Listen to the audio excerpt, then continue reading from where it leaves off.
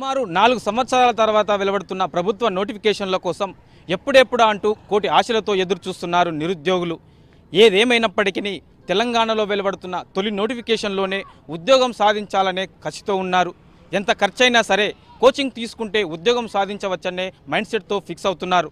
దీంతో నగరంలో ఉన్న కోచింగ్ సెంటర్లన్నీ నిరుద్యోగులతో నిండిపోతున్నాయి.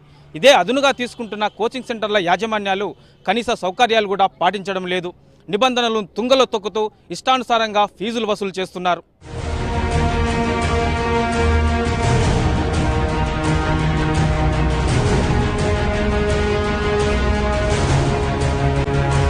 ప్రభుత్వ ఉద్యోగాలపై యువత ఎన్నో ఆశలు పెట్టుకుంది. ఎలాగైనా ఉద్యోగం సాధించాలని ప్రతి విద్యార్థి కలలు కంటున్నాడు.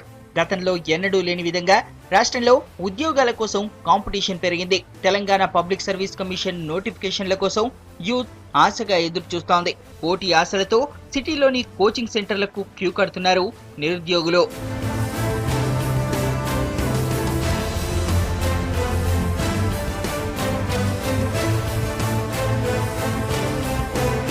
ప్రస్తుతం నగరంలోని కోచింగ్ సెంటర్లు విద్యార్థులతో కలకల్లాడుతున్నాయి.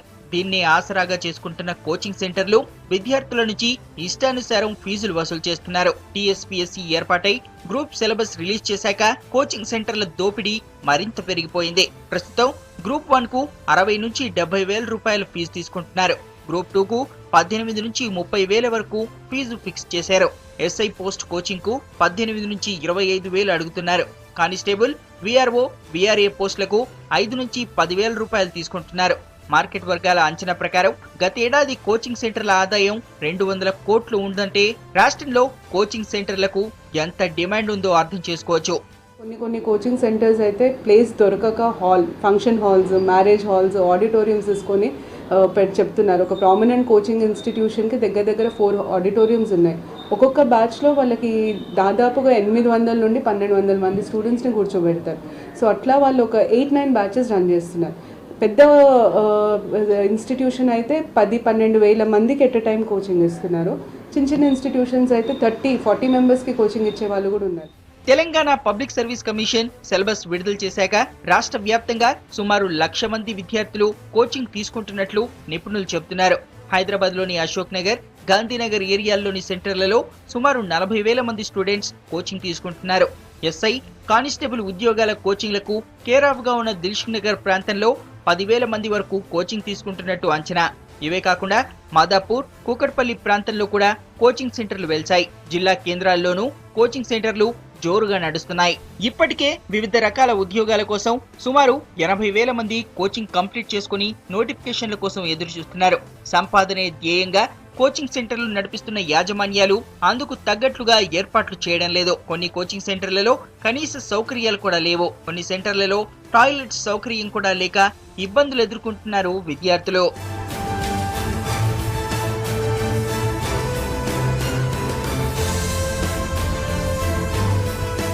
మార్కెట్లో ఎంతో కొంత పేరున్న కోచింగ్ సెంటర్లకు అడ్డు అదుపు లేకుండా పోతోంది.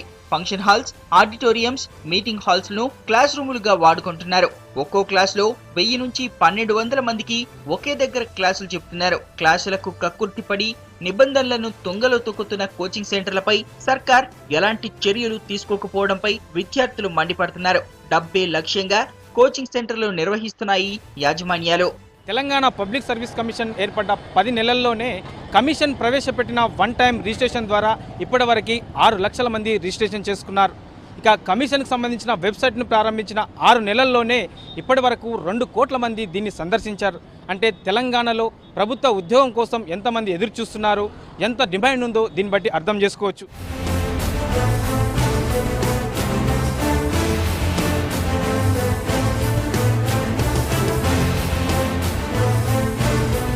అశోక్ నగర్, గాంధీనగర్, ఆర్టీసీ క్రాస్ రోడ్డులోనే సుమారు 600 కోచింగ్ సెంటర్లున్నాయి.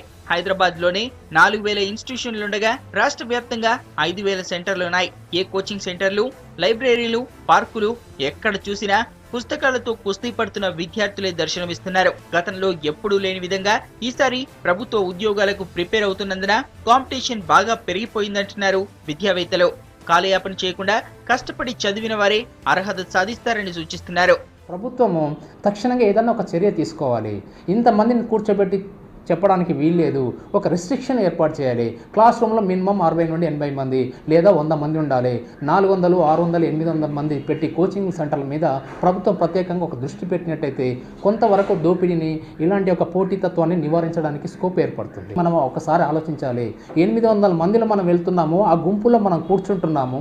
ఆ గుంపులో కూర్చుంటే మనకు వాళ్ళు ఏం నేర్పగలుగుతారు, మనం ఏం నేర్చుకుంటాము? తెలంగాణ రాష్ట్రం ఏర్పడ్డాక ప్రభుత్వ ఉద్యోగాలకు వయోపరిమితి పెంచడంతో 40 ఏళ్లు దాటిన వారు కూడా పోటీలో ఉన్నారు. ఒక్కో ఇంట్లో అన్న చెల్లెళ్లతో పాటు వారి అమ్మా నాన్నలు కూడా పోటీ పడుతున్నారంటే తెలంగాణలో ప్రభుత్వ ఉద్యోగాల కోసం ఎంత డిమాండ్ ఉందో అర్థం చేసుకోవచ్చు. అంతేకాదు సాఫ్ట్వేర్ కంపెనీల్లో ఉన్నత స్థాయి క్యాడర్ వారు కూడా ప్రభుత్వ ఉద్యోగం కోసం పోటీ పడుతున్నారు. ఆల్రెడీ జాబ్స్లో ఉన్న వాళ్ళు మంచి జాబ్స్ రిజైన్ చేసి మళ్ళీ ప్రిపేర్ అవుతున్నారు. గవర్నమెంట్ జాబ్ కోసము క్రేజ్ పెరిగింది. ప్రైవేట్ జాబ్స్లో ఉన్న వాళ్ళు కూడా జాబ్స్ మానేసి మరి గవర్నమెంట్ జాబ్స్ ట్రై చేద్దాం అనుకుంటున్నారు. ఇప్పుడు రాసే వాళ్ళల్లో దగ్గర 60% అన్ఎంప్లాయిడ్ అయితే ఖచ్చితంగా 40% ఆల్రెడీ ఎంప్లాయిడ్ లేదా ఎంప్లాయిడ్ ఉండి జాబ్ రిజైన్ చేసిన వాళ్ళే ఉంటారు. ఏజ్ రిలాక్సేషన్ ఉంది కాబట్టి ఇంకొక 2.5 lakhs ఎక్కువ మంది రాసే ఛాన్స్ ఉంది. తెలంగాణ ఉద్యమంలో కీలక పాత్ర పోషించిన ఉస్మానియా విశ్వవిద్యాలయంలో యూజీసీ నుంచి వచ్చే నిధులతో ఓయూ పరిధిలో చదువుతున్న విద్యార్థులకు ఫ్రీ కోచింగ్ ఇస్తున్నారు. ఇక్కడ నోటిఫికేషన్లకు అనుగుణంగా టీచింగ్ చేస్తున్నారు. గ్రూప్స్ తో పాటు ఎస్ఐ, కానిస్టేబుల్, నెట్, సెట్ లాంటి కాంపిటీషన్ పరీక్షల కోసం 6,000 మంది విద్యార్థులు కోచింగ్ తీసుకుంటున్నారు. వేలు పే చేసి ప్రైవేట్ సెంటర్లకు వెళ్లలేని పేద విద్యార్థులకు ఓయూలో ఇస్తున్న ఫ్రీ కోచింగ్ ఎంతో ఉపయోగపడుతోందని అంటున్నారు నిరుద్యోగులు. సంవత్సరం నుండి గ్రూప్స్కి ప్రిపేర్ అవుతున్నాను. ప్రస్తుతం సిలబస్ మారిపోయింది. మేము అనుకున్న లక్ష్యాన్ని చేరాలంటే మాకున్న సిలబస్లో 600 మార్కులకి దాదాపు 300 మార్కులు తెలంగాణ చరిత్ర, సంస్కృతి విషయాల మీదనే మారిపోవడం జరిగింది. ప్రస్తుతం మాకు ప్రామాణికమైన పుస్తకాలు లేవు. అందులో ఒకటి తెలుగు అకాడమీ సరైన బుక్స్ రిలీజ్ చేయాలి. కోచింగ్ సెంటర్లోకి వెళ్ళి తీసుకునే అవకాశం లేదు. మేము చాలా పేదరికం నుంచి వచ్చాము. గ్రూప్స్ కోసం ఇక్కడ ప్రిపేర్ అవుతూ ఉన్నాము. నాలాగే చాలామంది ఉన్నారు. ఇక్కడ మాకు సరైన పుస్తకాలు లేకపోవడం వల్ల ప్రిపరేషన్ అనేది గందరగోళ పరిస్థితిలో ఉన్నది. కోచింగ్ సెంటర్లో చూసినట్టయితే ఏ కోచింగ్ సెంటర్లో ఎవరేం చెప్తున్నారో మనకు తెలియని పరిస్థితి. కోచింగ్ తీసుకునేందుకు సిటీకి వచ్చిన వారితో బ్యాచిలర్ రూమ్స్ టైట్ గా మారాయి. హైదరాబాద్ లోని అశోక్ నగర్, గాంధీనగర్ ఏరియాల్లో బ్యాచిలర్ రూములన్నీ నిరుద్యోగులవే. ఈ ప్రాంతంలోని అన్ని హాస్టళ్లలో వారే. ఒక్కో విద్యార్థికి కోచింగ్ సెంటర్లకిచ్చే ఫీజు కాకుండా కనీసం 10,000 రూపాయలు అదనంగా ఖర్చవుతోంది. ఎంత అప్పైనా సరే ఉద్యోగం వస్తే తీర్చేద్దామనే ధీమా వారిది. విద్య, ఉద్యోగ అవకాశాల విషయంలో ఉమ్మడి రాష్ట్రంలో నష్టపోయిన తెలంగాణ విద్యార్థులు సొంత రాష్ట్రంలో ఎట్టి పరిస్థితుల్లోనైనా సాధించాలనే కసితో ముందుకెళ్తున్నారు. నవంబర్ లేదా డిసెంబర్లో నోటిఫికేషన్లు వస్తాయని ఆశించిన విద్యార్థులకు ప్రస్తుత పరిస్థితులు చూస్తుంటే గ్రూప్స్ నోటిఫికేషన్ వచ్చేందుకు మరికొన్ని నెలలు ఆగక తప్పేలా లేదు. గ్రూప్ 2 కోసం ప్రిపేర్ అవుతున్న వాళ్ళు చాలా మంది లక్షల్లో ఉన్నారు. వాళ్ళ కోసం ఎందుకు ఆలోచించడం లేదు ప్రభుత్వం అర్థం కావడం లేదు. సో ఇవన్నీ చూసుకొని ప్రభుత్వం ఖచ్చితంగా ప్రొసీడ్ అయ్యి ఈ డిసెంబర్ లోపు నోటిఫికేషన్ ఇచ్చి జనవరి లోపు ఎగ్జామ్స్ పెడితే చాలా మందికి బాగుంటుంది. అలాగే నోటిఫికేషన్ ఇప్పుడు చాలా వరకు లేట్ అయ్యేలానే పరిస్థితి ఉంది. ఈ లేట్ అయ్యడం వల్ల ఇక్కడ ఉండే స్టూడెంట్స్ కూడా ఆర్థిక భారం చాలా వరకు ఎక్కువైపోతుంది. GO number 200 education act 82 section 99 ప్రకారం రాష్ట్రంలో కొనసాగుతున్న ప్రతి కోచింగ్ సెంటర్ రిజిస్ట్రేషన్ చేసుకోవాలి.